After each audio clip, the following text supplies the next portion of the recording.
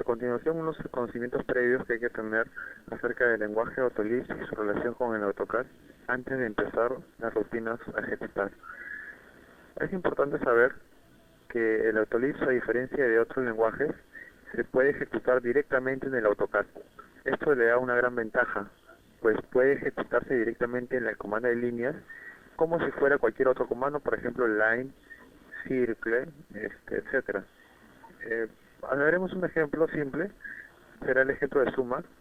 Sumaremos de repente el número 4 con el 5. Vemos que primero se pone la función y luego las variables o los objetos que son que se ejecutarán con la función. Cerramos y nos da el resultado.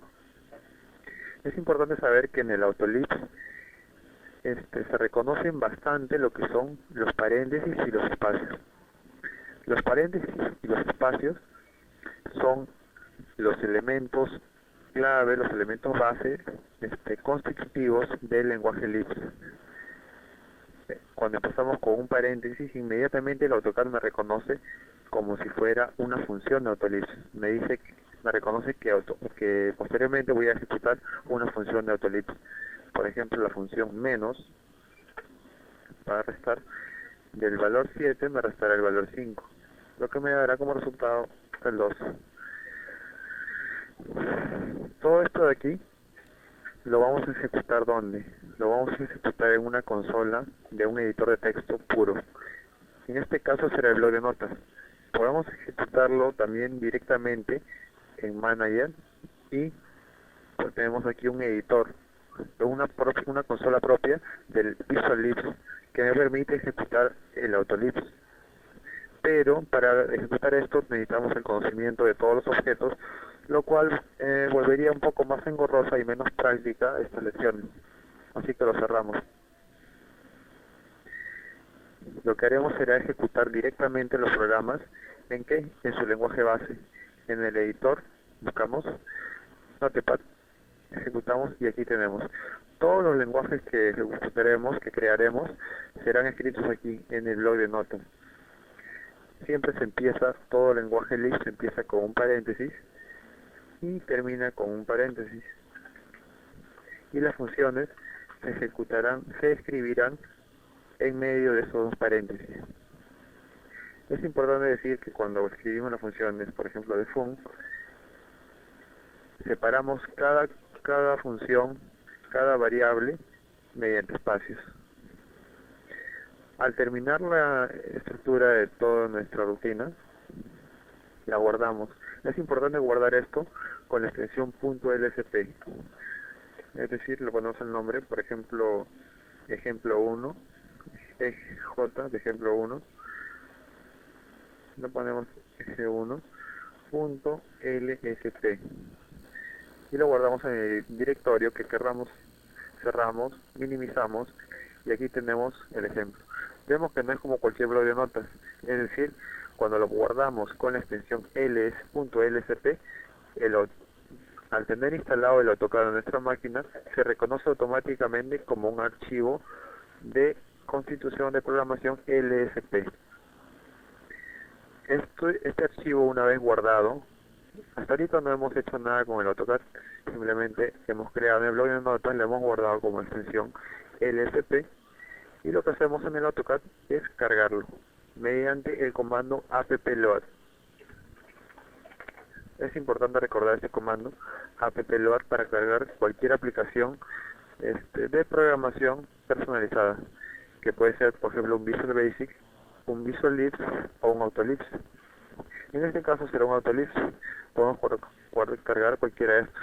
Por ejemplo, en este caso n que siente que ya está aquí, cargamos, cerramos y ya lo tenemos. El tiempo de vida en un archivo de uno de estas ejecuciones, de estas rutinas que cargamos, es mientras dure el archivo, mientras el AutoCAD esté abierto.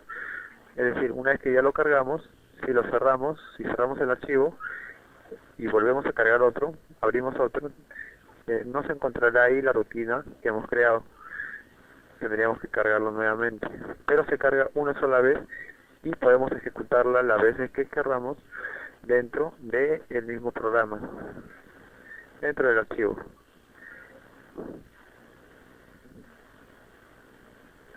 Es importante dentro de todas las funciones que además se dan, estaremos brindando en unos PDF, aparte del conocimiento de la estructura de las funciones, qué cosas realizan, etcétera. Es importante recordar esta función de aquí, la función setQ. Pues en Visual Basic generalmente se aplicaba un valor a una variable, por ejemplo el valor 45 a la variable A, de esta forma. Aquí no se reconoce así. Para asignarle un valor en el lenguaje Autoliv es necesario hacerlo mediante la función setQ. setQ, la variable A, un espacio, vemos cómo está separado por espacios, y luego el valor que se le asignará a la variable A. En este caso puede ser 7. Cerramos la función setQ y un enter.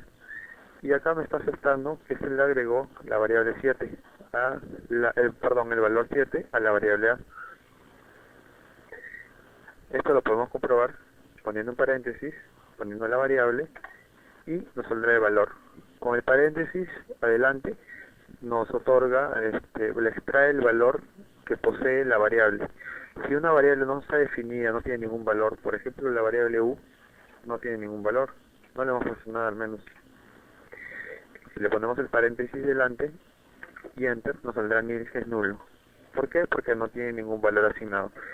Como dijimos, es importante recordar la función setQ, porque mediante ella podemos asignar y se asignan, es la única forma de asignarle valores a las variables, mediante esa función.